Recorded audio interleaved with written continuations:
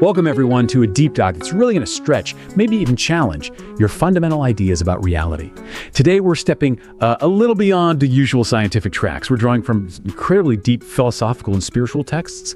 Think ancient wisdom traditions, some really rich Abrahamic sources, too. Not your standard research papers, These texts ask us to look at existence in a completely different way. Our mission really is to journey from where science kind of hits its limits right into the boundless realm of metaphysics, all to help you become, truly well-informed about what existence might even mean. Okay, let's unpack this. So to kick things off, let's start with a quote. It's pretty mind-bending, actually. It comes from an ancient source, the Hadis Qudsi. For those who might not know, that's a sacred saying in Islam, considered divine revelation, but distinct from the Quran. And it says, "Son of Adam hurts me by cursing Ad-Dahr, time, for I am Ad-Dahr. In my hand are the night and day." Now, on the surface, okay, maybe sounds like an old saying about respecting time, but what's the really radical implication here? How does that phrasing mess with our usual idea of time? That's a perfect place to start. Because what's so fascinating, what's really key here is it's not just saying God controls time. It's claiming something much, much more profound, that God is time itself. God is time. Yeah. I mean, think about it. We usually picture time as a line, right? Yeah. Something we move along. But if God is time, well, then time isn't just a container.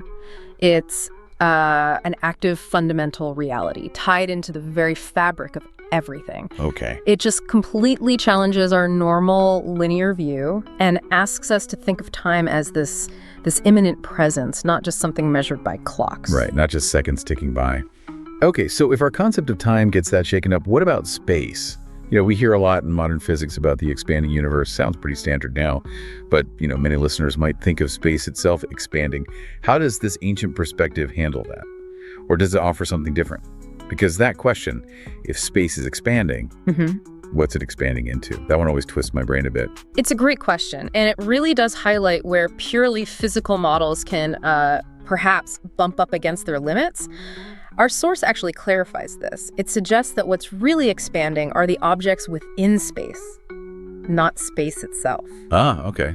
Like raisins in a rising cake. Exactly like that. The raisins move apart because the dough expands, but the dough isn't, expanding into some void outside the cake tin. It's just increasing its own volume. This perspective, it actually resonates with ideas in some Abrahamic traditions about space being layered and infinite. Layered and infinite, okay. Yeah, it gives us a totally different framework, one where you can have boundless reality without needing an outside for it to expand into, because space itself is already sort of inherently infinite and multidimensional. This is where it gets even wilder, isn't it? The sources pose these two incredible questions. When is time without time? And where is space without space? I mean, they sound like riddles. How do we even start thinking about time without time or space without space? They absolutely sound like riddles, but they come with these incredibly direct answers from the source. For when is time without time, the answer is now. Now, Joe. Just now. That's eternity. And for where is space without space, the answer is here. Here, okay. Well, And that's infinity. So what this is pointing to, I think, is that eternity and infinity aren't these super distant concepts. They're not somewhere else or sometime later. They're accessible potentially right now, right here. like when you're totally absorbed in something Yeah. and time just disappears. Exactly. In that moment, the now is everything. It's almost outside the clock's tick-tock. So these ideas push us beyond just what we can measure, beyond the observable universe into a place where limits seem to dissolve. It suggests this boundless reality is always available. Which, that leads us right to the limits of physics itself. I mean, the Big Bang Theory, it's foundational, explains so much about origins, but it inherently gives us a beginning, right? Yeah. A starting point. And if there's a beginning, doesn't that imply a boundary for space and time? What's Yeah. beyond that point? Right.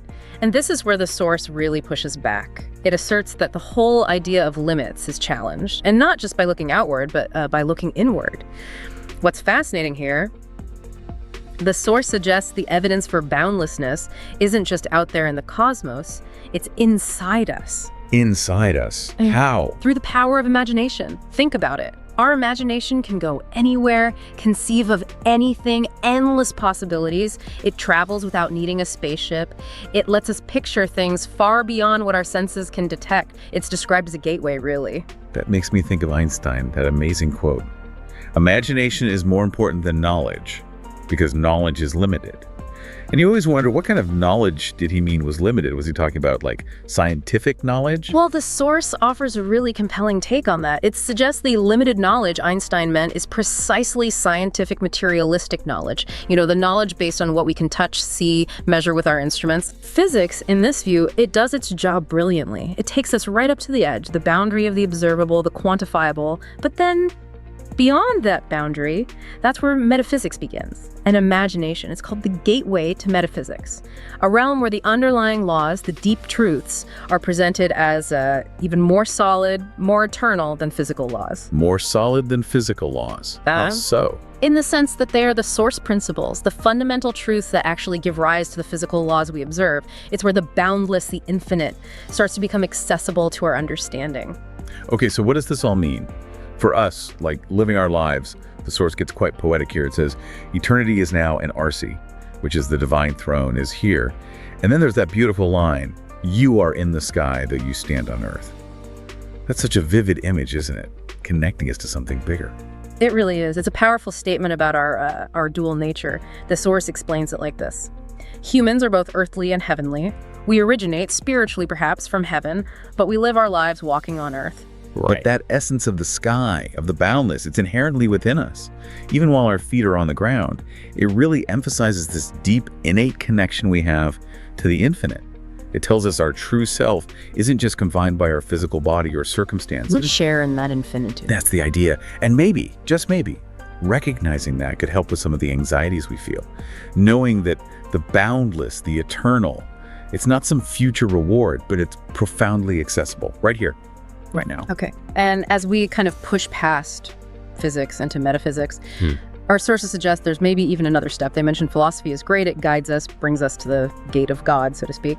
But then there's this realm called metaphysics, and it's identified as his word, divine revelation. That sounds like moving beyond human reasoning alone, like a higher knowing. Absolutely. It's presented as a culmination.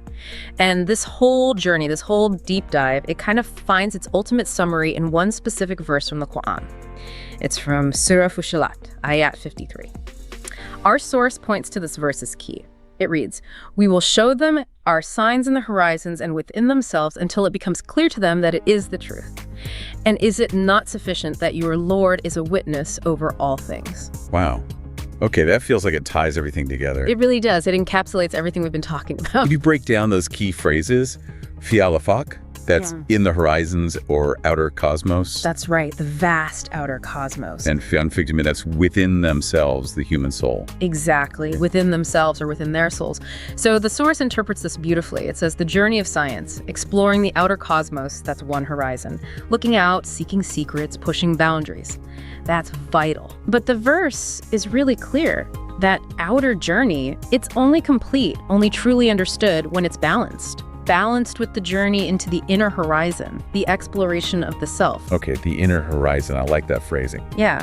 And just like the sky and earth seem to meet at the physical horizon you see, the soul, the ruh, and the body, the jasad, they meet within this horizon of the self.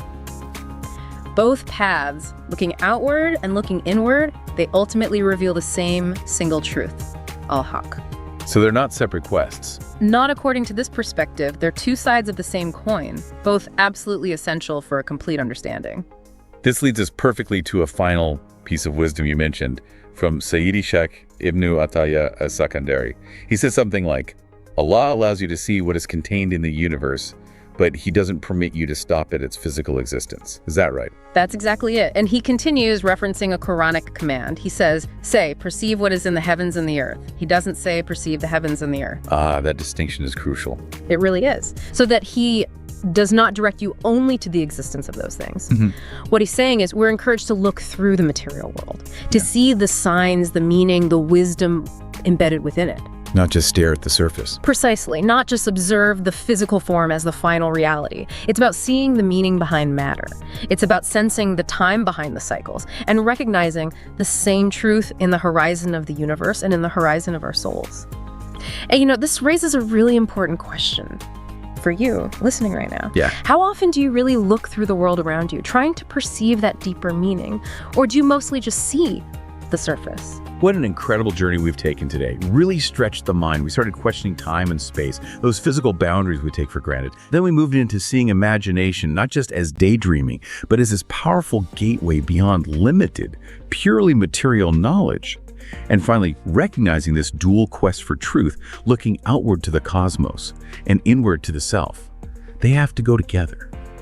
So for you, our listener, just think for a moment about the practical side of this. How might viewing reality through these kinds of lenses actually change things for you? Seeing the meaning behind matter, or really feeling that eternity is now. How could that shift your everyday experiences, your challenges, even your joys? And here's a final thought to maybe noodle on.